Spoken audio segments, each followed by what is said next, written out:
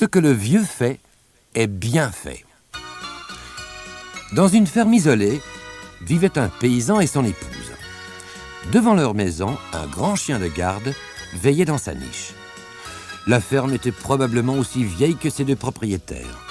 Le toit de chaume en était devenu tout à fait noir et la mousse le recouvrait, tandis que l'antique cheminée commençait à pencher dangereusement. Pourtant, chaque année, les cigognes revenaient régulièrement y construire leur nid. Les rares fenêtres de la ferme étaient minuscules. Seule l'une de ces dernières pouvait encore s'ouvrir. Mais derrière les vitres, on apercevait de jolis petits rideaux à volants. Les murs de la chaumière s'effritaient et le four, qui saillait comme un énorme ventre, semblait bien trop lourd pour eux. Mais toutes les semaines, la fermière y cuisait du pain, après y avoir enfourné la pâte. Une fois le feu allumé, la cheminée fumait gaiement et 1 heure plus tard, la maisonnette embaumait le pain frais. La ferme était entourée d'un jardin. À l'avant, celui-ci était rempli de fleurs de toutes les couleurs et à l'arrière, le couple cultivait des pommes de terre, des haricots, des carottes et des laitues. Le jardin lui-même était protégé du vent par une haie bien touffue. Quelques sureaux en dépassaient, dégageant un délicieux parfum. Derrière la ferme, une canne et ses 6 canetons se baignaient dans une mare où se mirait un vieux saule. Le fermier et sa femme possédaient un cheval. La plupart du temps, celui-ci se nourrissait d'herbe au bord du chemin, car la petite ferme ne comportait pas de prairies. En fait, les 2 vieux n'avaient guère besoin d'un cheval, puisqu'ils n'avaient rien à tirer.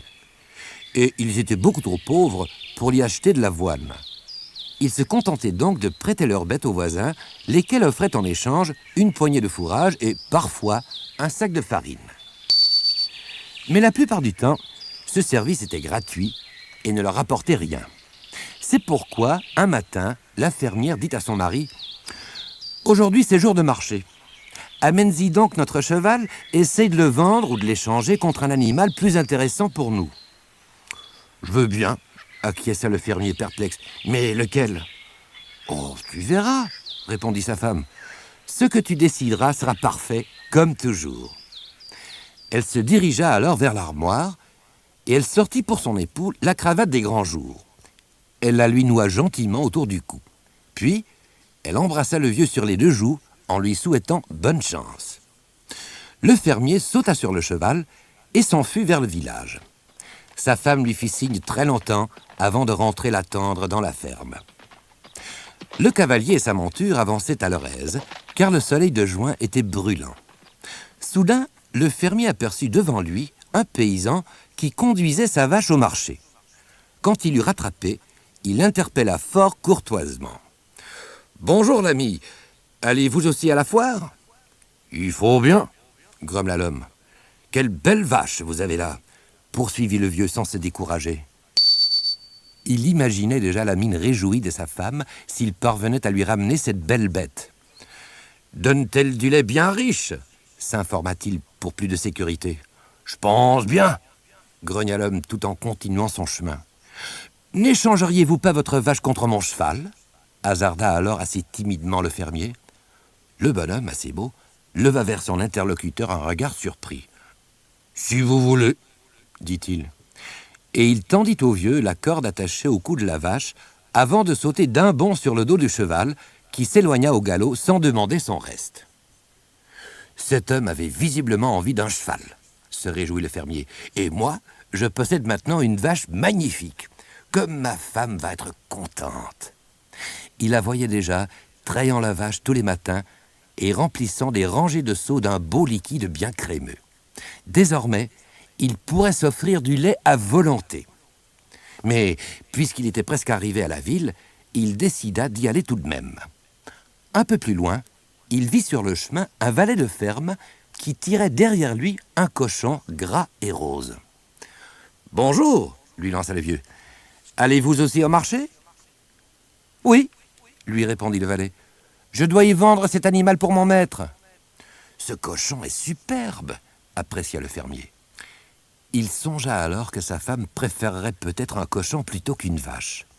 Il pourrait en faire des jambons et de la saucisse, et mangeait de la viande tous les dimanches.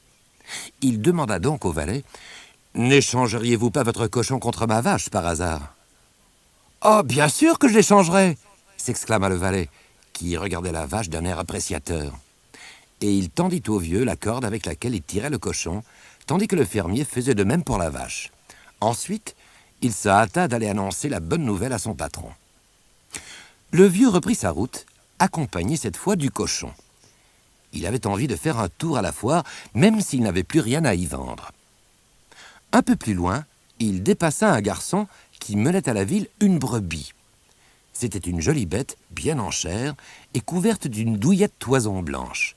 À cette vue, le fermier se dit brusquement qu'il aimerait beaucoup avoir une brebis. Celle-ci leur fournirait du lait, mais aussi de la laine. Sa chère femme pourrait la filer et lui tricoterait des vêtements bien chauds. Et avec le lait, il y aurait moyen de fabriquer du fromage. Il apostropha donc sans tarder le propriétaire de la brebis. « Bonjour l'ami, allez-vous aussi au marché ?»« Sûr, déclara le garçon, et j'espère y tirer un bon prix de ma bête. »« Je vous comprends, fit le fermier, mais ne préféreriez-vous pas l'échanger contre mon cochon ?»« Si, d'accord, s'écria le garçon, apparemment tout content. L'échange se fit donc, puis le vieux, tout guilleret, se dirigea derechef vers la ville. Il s'imaginait la joie de sa femme. Oh oui, vraiment, l'opération était bonne et des plus profitables. Plus il se rapprochait de la foire, plus la foule se faisait dense, car on venait de loin pour y assister. Soudain, le fermier aperçut un gamin qui se hâtait tant qu'il pouvait, en tenant sous son bras une oie bien dodue. « Hé, toi le jeune homme avec l'oie !» cria-t-il de loin. « Attends-moi !» Le gamin, surpris, s'arrêta. « Bonjour !» lui dit gentiment le vieux quand il l'eut rejoint. « Vas-tu vendre cette oie au marché ?»« Oui, monsieur !» répondit le garçon, en maintenant fermement le volatil. « Ne voudrais-tu pas l'échanger contre ma brebis ?» demanda le fermier plein d'espoir. « Certes, oui, monsieur !» s'exclama précipitamment le gamin. Il tendit son oie au vieux et, heureux de l'aubaine, ramena la brebis chez lui. Une fois de plus, le fermier repensa à sa femme. Comme elle serait contente de recevoir cette oie bien grasse. Elle avait souvent regretté de ne pas en avoir. C'est là un animal qui ne revient pas cher, car il se nourrit de reste. Oui, se répétait-il, il avait eu là une excellente initiative. Et tout content, il continua à marcher vers la ville. La foule était de plus en plus nombreuse. S'écartant du chemin pour laisser passer un attelage, le paysan remarqua dans un champ une jolie poulette blanche accrochée à un pieu par une ficelle enroulée autour de sa patte. Son propriétaire craignait sûrement qu'elle ne prenne peur en voyant tout ce monde et qu'elle ne tente de s'échapper. « Tu es encore plus jolie que la poule couveuse du curé, » fit le fermier. « Crotte, crotte !» se contenta de répondre la poule en picorant sans lever la tête. « Ce serait drôlement bien de posséder une poule, » se dit alors le vieux. « Elle nous donnerait des œufs tout au long de l'année et elle se chargerait elle-même de trouver de quoi se nourrir. » Il s'en alla frapper à la porte d'une maisonnette en bordure du champ. « Bonjour, dit-il à la femme qui vint lui ouvrir. Est-ce à vous, la poule attachée dans votre champ de patates? N'accepteriez-vous pas de l'échanger contre cette oie bien grasse? »« Mais oui !» s'empressa la femme. Et le vieux repartit, la poule sous le bras. Il se réjouissait déjà du plaisir de sa chère épouse lorsqu'il rentrerait ce soir. Cette poule serait bien précieuse. Il vendrait ses œufs et se cuirait de succulentes omelettes. Peut-être même la laisserait-il couver. Dans quelques années, ils auraient ainsi un véritable élevage. Cependant, d'une halte à l'autre, il commençait à se faire tard. Le paysan avait faim et soif. Il décida de s'arrêter un moment dans une auberge proche pour y manger et boire un coup. Mais juste au moment où il allait y entrer, l'aubergiste en sortait, portant un sac volumineux. « Il a l'air bien lourd, votre sac, » lui jeta le vieux fermier.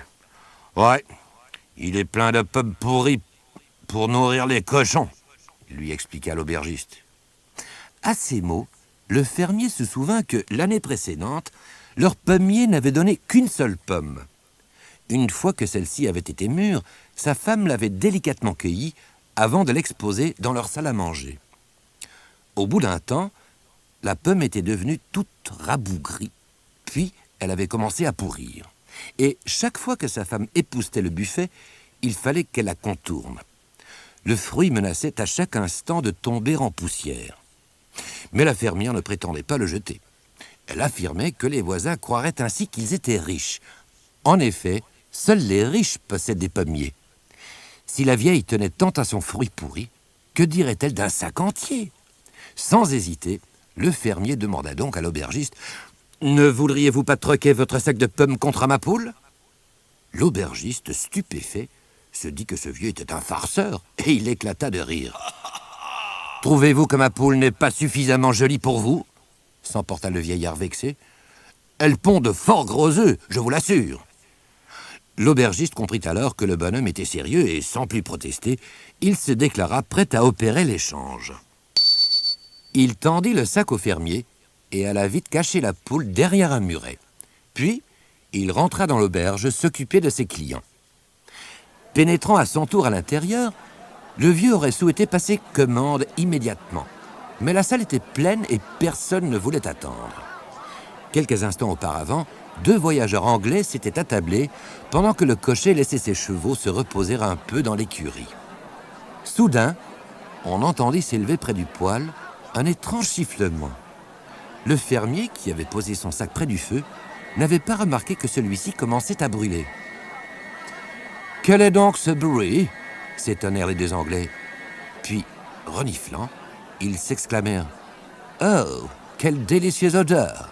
On cuit sûrement des pommes dans cette auberge. » Au mot de « pommes », le paysan leva la tête. Puis, il expliqua que ces fruits lui appartenaient. Et pour passer le temps, il raconta aux 2 voyageurs les différents échanges qu'il avait faits.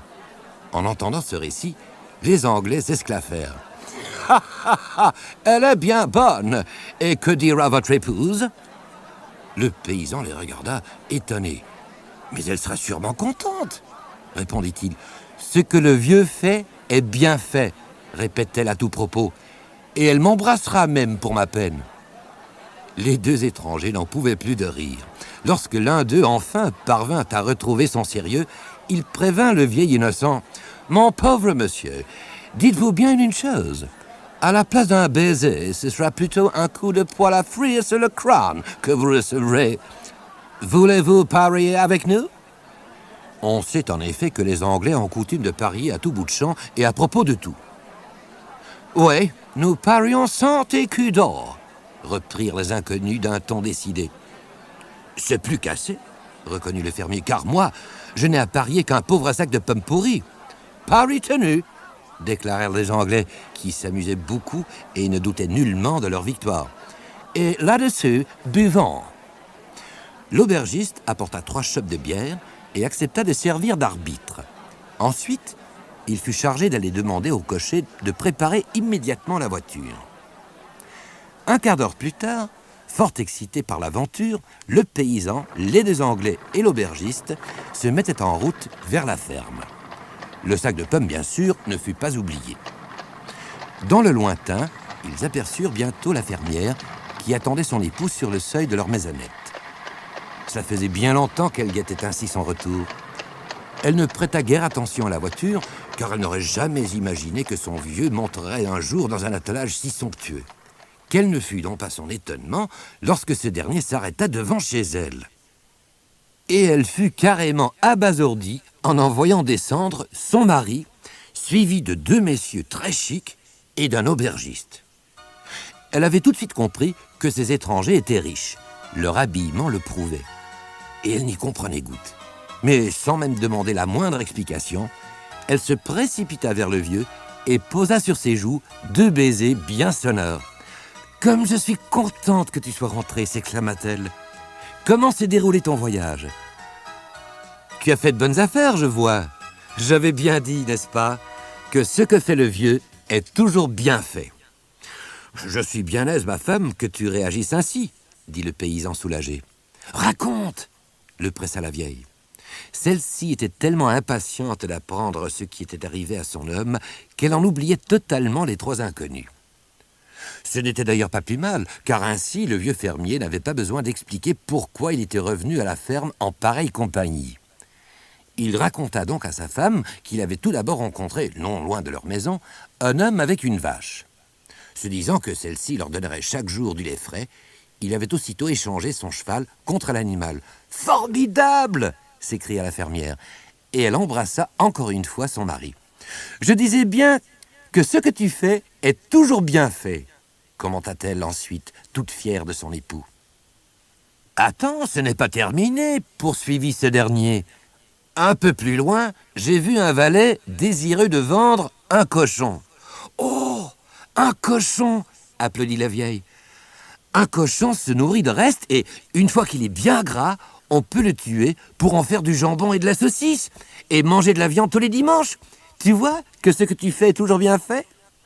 Et elle le gratifia encore une fois d'un gros baiser sur chaque joue.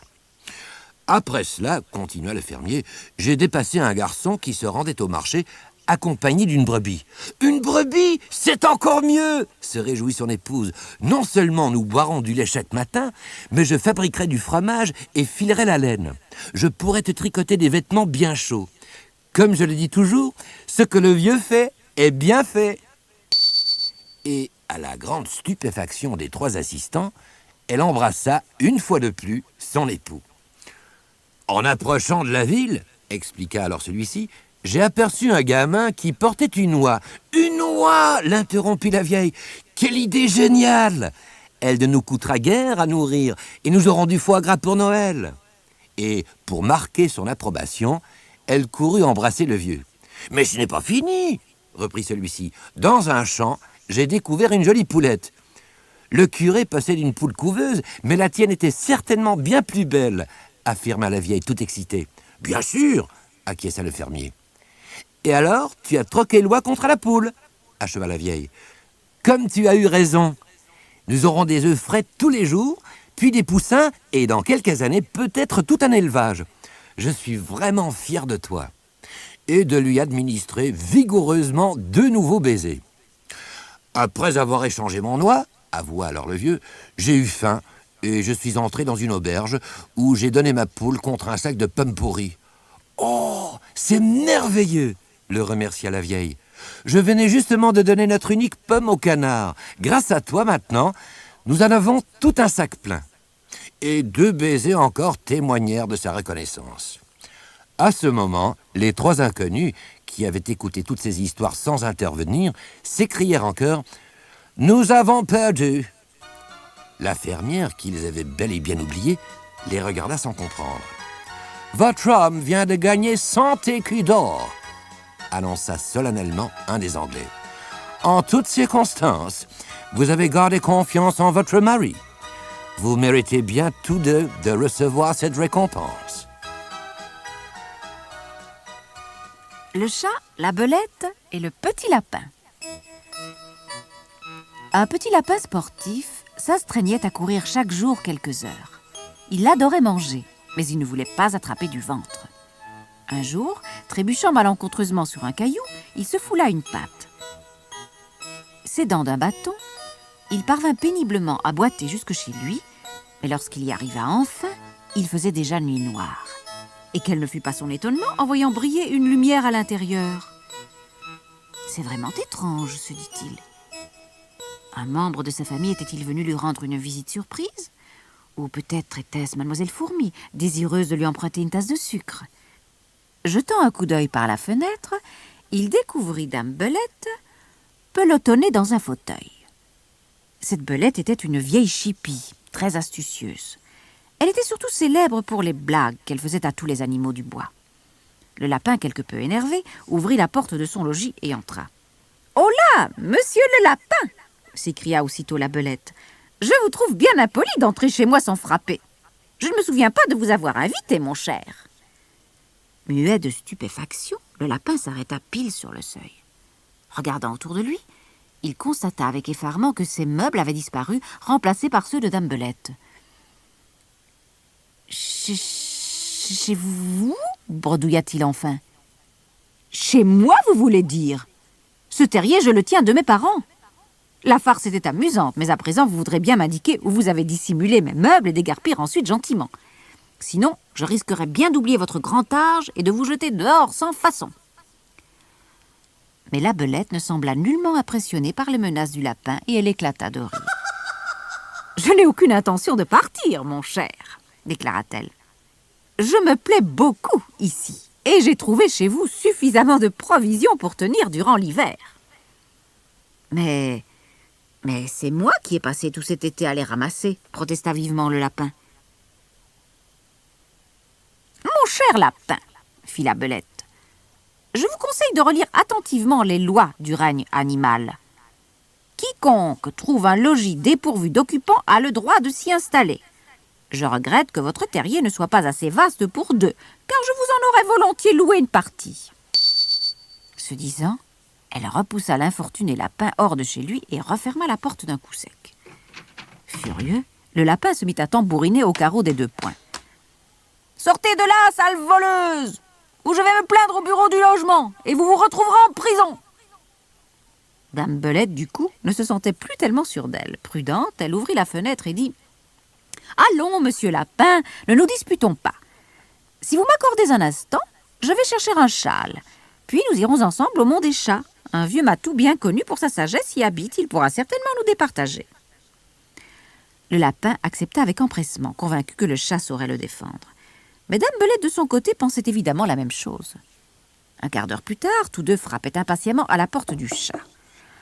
Il fallut pourtant un certain temps avant que ce dernier ne vienne leur ouvrir. Il parut fort étonné de les trouver là.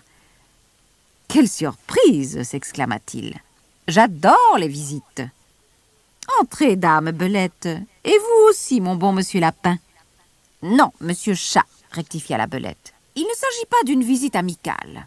Un différend nous oppose, monsieur Lapin et moi-même, et nous sommes venus ici pour vous demander conseil. » Et la Belette entreprit de lui raconter l'histoire. Mais le lapin, lui aussi, voulut donner sa version des faits. Et finalement, tous deux se mirent à discourir en même temps. Pendant que les adversaires, tout à leur affaire, discutaillaient de la sorte, le chat se jeta sur eux et les dévora. L'escarpin de la mariée. Irka, une jeune et pauvre polonaise, allait se marier avec le riche comte de Brandebourg. Ses amis pouvaient à peine y croire. L'histoire ressemblait vraiment à un conte de fées. Mais lorsqu'ils songeaient au charmant visage, toujours souriant de la jeune fille et à ses longs cheveux blonds, ils comprenaient qu'aucun homme n'eût pu résister au charme de la belle Irka. Dès lors, pourquoi pas également le comte de Brandebourg? Mais ce qui se passa le jour de leur mariage est resté vivant dans toutes les mémoires. En fait, comment le comte avait-il connu sa fiancée? Friedrich, comte de Brandebourg, avait été invité par Sigmund, un prince de vieille souche polonaise, à une partie de chasse. Soit qu'il trouva celle-ci peu passionnante, soit que son cheval se fût emballé, à un moment donné, le comte se sépara des autres chasseurs. Après avoir tourné en rond durant un certain temps, il se rendit compte qu'il était bel et bien égaré. Finalement, à force d'errer, il arriva devant une pimpante maisonnette. Il descendit de son cheval et l'attacha à un arbre. Puis, il s'assit sur le bord du puits pour se reposer un peu. À sa vue, une ravissante jeune fille sortit de la maison. Comme vous l'avez deviné, c'était Irka. Un peu gênée, celle-ci demanda à l'étranger « S'il vous plaît, Seigneur, voudriez-vous descendre de ce puits ?» Friedrich, qui n'avait pas l'habitude d'être commandé, fronça les sourcils. Et il était sur le point de se mettre en colère lorsque la jeune fille poursuivit sur un ton plus amical. « Surtout, ne soyez pas fâchés, je vais vous expliquer. »« C'est cela. Explique-moi bien tout, » acquiesça le comte, qui commençait à trouver la situation plaisante, et aussi la jeune fille fort belle. « La margelle est-elle sur le point de s'écrouler? Et vais-je tomber tout au fond de l'eau? Ou bien y a-t-il un dragon dans ce puits? »« Oh non !» lui répondit Irka très sérieusement. « Mais quelqu'un a prédit un jour que le premier jeune homme qui s'assoirait au bord de ce puits devrait épouser la jeune fille qui habiterait dans cette maison. »« Est-ce donc si terrible que cela ?» demanda Friedrich moqueur. « Peut-être cette jeune fille est-elle laide comme un pou? Louche-t-elle? A-t-elle des dents de cheval? Non, Seigneur, balbutia Irka, embarrassée, tout en secouant ses longs cheveux. Alors, va me chercher cette jeune fille, ordonna le comte. J'ai grande envie de la voir.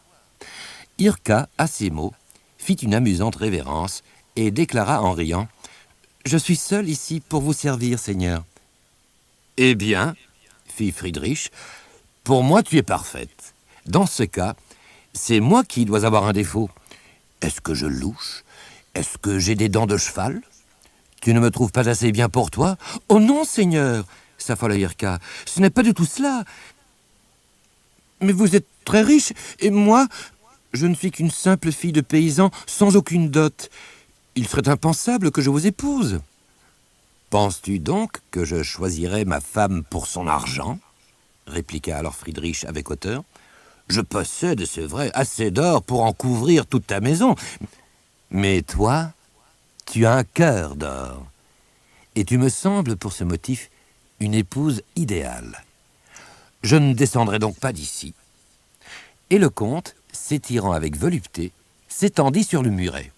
Irka, aussitôt, s'écria « Je vous en prie, Seigneur, ne posez pas la tête sur ces pierres !» Cette fois, le comte faillit se fâcher pour de bon. « Et qu'est-ce qui m'en empêcherait cette fois ?» s'écria-t-il avec insolence. Irka n'en fut nullement offensée. Au contraire, elle eut peine à se retenir de rire en voyant l'expression outrée du comte. « Je voulais seulement vous prévenir que celui qui poserait la tête sur ces pierres devrait passer la moitié de sa vie dans notre pays, reprit-elle. Or, puis-je savoir si la Pologne vous plaît? Vous n'êtes pas d'ici. Dites-moi, Seigneur, seriez-vous disposé à vivre chez nous? Le jeune comte, cette fois, réfléchit très sérieusement. Devant ses yeux passa l'image de la Pologne, avec ses plaines sans fin, traversées par des fleuves immenses. Il vit ses forêts impénétrables, ses grands lacs d'azur et ses hautes montagnes aux cimes toujours enneigées. « Pourrais-je vraiment vivre ici la moitié de mes jours ?» se demanda-t-il ensuite honnêtement. Pendant ce temps, Irka se taisait et, respectueuse de son silence, elle attendait, les yeux baissés. Mais on lui dit que la nature tout entière voulait aider le comte à faire son choix. Le vent fit soudain entendre une douce chanson, cependant que le jasmin embaumait et que les tournesols tendaient fièrement leur tête vers le soleil. « Oui, déclara finalement Friedrich, j'aime la Pologne. Et parce que c'est ton pays, je veux découvrir ses secrets. J'y passerai volontiers la moitié de mon existence. » Puis, tout en prononçant ces mots, il s'étendit de tout son long et, en souriant, posa la tête sur le muret. Vivement, Irka ôta alors son tablier, dont elle fit un petit coussin qu'elle fit glisser sous la tête du comte. Lorsque Friedrich se décida enfin à partir, il promit de revenir bien vite. En témoignage de sa bonne foi, il tendit à la jeune fille un écrin contenant une pelote de fil d'or. La boîte avait appartenu à sa mère et il la portait toujours sur lui en souvenir d'elle. Irka, qui possédait des doigts de fée, broda avec ce fil la merveilleuse toilette blanche qu'elle s'était confectionnée en vue de la fête du village. Aujourd'hui, elle alla se promener avec ses amis le long de la rivière. Toutes les jeunes filles portaient des fleurs dans les cheveux. Mais Irka était certes la plus radieuse dans sa robe de bal scintillant de 1000 feux. Une grande foule était rassemblée au bord de l'eau, car, selon la coutume, les jeunes filles du village allaient jeter leurs couronnes dans les flots. Perdu au milieu des curieux, le comte Friedrich observait la scène. Quelle n'était pas sa fierté en contemplant la belle Irka qui, la première, lançait sa parure dans les flots. Il l'avait bien choisie, sa jolie petite fiancée. Les noces du comte Friedrich et d'Irka donnèrent lieu à des festivités inoubliables. Plusieurs chevaliers avaient fait le voyage pour assister à leur mariage. Il y avait aussi des princes et des barons polonais. Leurs épouses portaient des parures éblouissantes, mais aucune d'elles ne pouvait rivaliser en beauté avec la jeune épousée. Les longues tables du banquet pliaient sous les mets les plus fins, et le comte de Brandebourg avait fait venir tout exprès un vin excellent, tirés des vignobles de la vallée du Rhin. L'assistance, comblée, se montrait de plus en plus joyeuse. Quand tous les nobles invités s'étaient installés, une place cependant était restée vide. Celle du prince Sigmund, retenu par d'importantes obligations. Mais comme chacun buvait à la santé de la mariée, qui rayonnait de bonheur, l'absent choisit ce moment pour faire une entrée remarquée. Lui aussi voulut porter un toast aux deux héros de la cérémonie, mais il se fit, malheureusement, qu'il ne restait plus un seul verre propre. Personne n'osa proposer à cet hôte de marque une coupe déjà employée. Mais le prince lui-même trouva la solution. Se dirigeant vers la reine de la fête, il lui baisa la main, tout en disant à la ronde, avec un sourire épanoui, « Ne vous dérangez pas, j'ai trouvé ce qu'il me faut. Puis-je vous prier, ma belle Irka, de bien vouloir retirer l'un de vos escarpins ?» La jolie épousée s'exécuta sans faire de commentaire. Après s'être déchaussée, elle tendit gracieusement un de ses étroits souliers ornés de ravissantes et fragiles broderies d'argent. Le prince Sigmund, aussitôt, le saisit par son fin talon, le leva, puis demanda à l'assistance médusée de le remplir de vin du Rhin. Ensuite, désireux de prouver à tous qu'un prince polonais pouvait se montrer poète, même sans être excité par la boisson, il fit, à l'intention des mariés, un discours très réussi. Tous les invités, fascinés, demeuraient suspendus à ses lèvres. Par moments, ils pleuraient de rire, puis, l'instant suivant, l'émotion faisait briller dans leurs yeux des larmes de tendresse. Quand il eut terminé, Sigmund but solennellement dans le minuscule escarpin d'Irka. Alors, à sa suite, tous les convives, comtes et barons compris, voulurent avoir l'honneur de l'imiter. Le récit de ce charmant intermède fit immédiatement le tour de toute la Pologne. Et, depuis ce jour, la tradition veut que, à chaque noce, les invités utilisent en guise de verre un des escarpins de la nouvelle mariée. La belle histoire du comte Friedrich et de la petite Irka continue par ailleurs d'être racontée partout, de génération en génération, afin que jamais les Polonais ne l'oublient. Il est rare en effet de trouver dans ce monde désenchanté des gens heureux pour qui l'amour et l'amitié valent de loin toutes les richesses. Les frères jumeaux. Un jour, il y a très longtemps de cela, naquirent en Afrique des enfants jumeaux. Les petits garçons étaient tous deux fort beaux et bien bâtis. Leur mère réfléchit longuement pour leur trouver à chacun un joli prénom, car elle ne voulait pas favoriser l'un d'entre eux au profit de l'autre. Finalement, elle appela les frères Luemba et Mavungu. Au soir de leur naissance, alors que le soleil venait de disparaître derrière les palmiers, un sorcier se présenta chez leur mère. À peine entré, il tendit à celle-ci 2 petits cailloux plats et ronds en disant « Suspends ces cailloux au cou de tes fils au moyen d'un ruban de cuir. Ce sont 2 talismans qui leur porteront bonheur et chance. Quand ils seront plus grands, tu leur expliqueras qu'ils ne doivent jamais s'en défaire. » Et le temps passa. Les jumeaux devinrent de fort solides gaillards. Un beau matin, respectant sa promesse, leur mère fit ce que le sorcier avait ordonné et expliqua aux 2 enfants que, quoi qu'il arrive, il ne fallait à aucun prix qu'ils se séparent de la petite pierre qu'ils portaient au cou. Au bout d'un temps, Mavungu décida de partir à la découverte du vaste monde. « Mais je n'ai rien à te donner, soupira sa mère déçue. Nous sommes tellement pauvres. »« Ce n'est rien, chère mère, la consola Mavungu. J'ai mon talisman. Il est grand temps qu'il me prouve qu'il peut me porter chance. » Le garçon fit alors ses adieux à sa mère et à son frère. Puis il s'éloigna en direction de la forêt. Parvenu dans une clairière, il s'assit pour se reposer un peu. Après avoir cueilli 3 brins d'herbe, il appuya le plus long d'entre eux contre son talisman tout en commandant à haute voix « Brin d'herbe, je t'en prie, transforme-toi en cheval !» Il fit ensuite de même avec le moyen en disant « Brin d'herbe, je t'en prie, transforme-toi en arme !» Enfin, prenant le plus court des 3, il demanda « Brin d'herbe, je t'en prie, transforme-toi en couteau !» Après quoi, il jeta les 3 brins. L'instant d'après, il vit surgir devant lui un magnifique cheval, à la robe immaculée. À sa selle pendait un superbe fusil et un solide couteau se trouvait glissé dans son harnais. « Voilà un bon talisman », se réjouit Mavungu. Sautant sur le cheval, il pénétra dans la forêt. Mais après quelques kilomètres, son estomac commença à crier famine.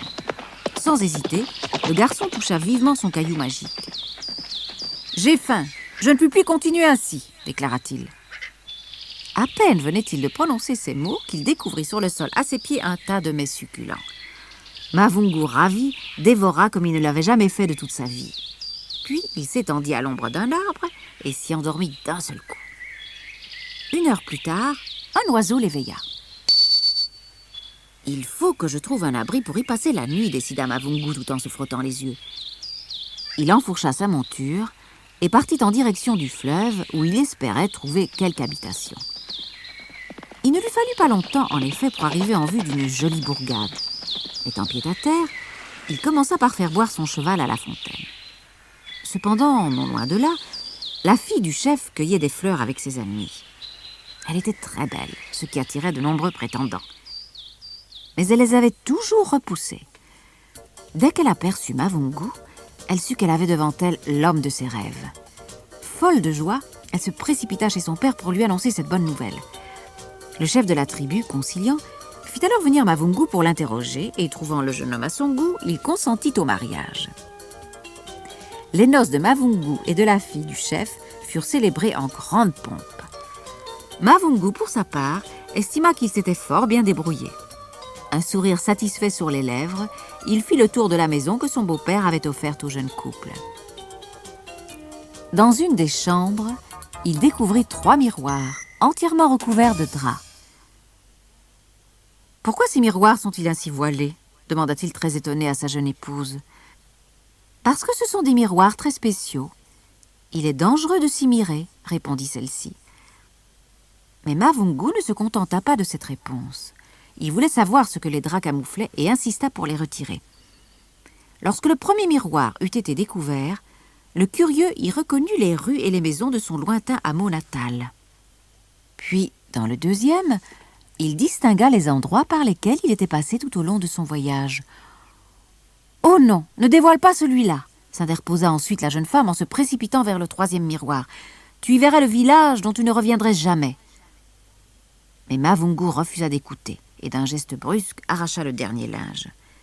Ses yeux alors se fixèrent sur la surface brillante du miroir et, tout au fond de lui, le jeune homme sentit une irrésistible envie de se précipiter vers le village qui s'y dessinait. « Il faut que j'y aille », déclara-t-il. « Mais ne crains rien », ajouta-t-il à l'adresse de son épouse, muette de peur. « Mon talisman me protégera. » La jeune mariée tenta en vain de le retenir, mais Mavungu, éclatant de rire, sauta sur son cheval et partit sans même jeter un regard en arrière. Pendant des jours et des jours, le jeune homme traversa des champs, alternant avec des forêts. Finalement, il atteignit le village qu'il avait vu dans le miroir. À la hauteur des premières maisons, une vieille femme, à la figure ridée comme une pomme blette, était assise entre 2 tas de pierres. Celle du premier était blanche, tandis que les autres étaient noires. « Pourriez-vous me donner du feu pour allumer ma pipe ?» demanda Mavungu. « Descends de ton cheval et approche !» répondit la femme. Le garçon fit ce qu'elle demandait, puis il tendit la main vers elle. Mais à peine eut-il effleuré les doigts de la vieille qui se transforma en une pierre noire, cependant qu'à la place de son cheval, il ne restait plus qu'une pierre blanche. En grimaçant, l'étrange femme fit alors rouler la pierre noire jusqu'au tas de même couleur et la blanche de l'autre côté. Pendant ce temps, son frère et sa mère se demandaient où Mavungu pouvait bien se trouver. « Je vais partir à sa recherche », déclara un jour Louemba. « Mais je n'ai rien à te donner », soupira sa mère déçue. « Nous sommes tellement pauvres. » Cela ne fait rien, la consola Louemba. « J'ai toujours mon talisman. Il est grand temps qu'il me prouve qu'il peut me servir à quelque chose. » Le garçon embrassa sa mère et partit en direction de la forêt. Parvenu dans une clairière, il s'assit pour souffler un peu.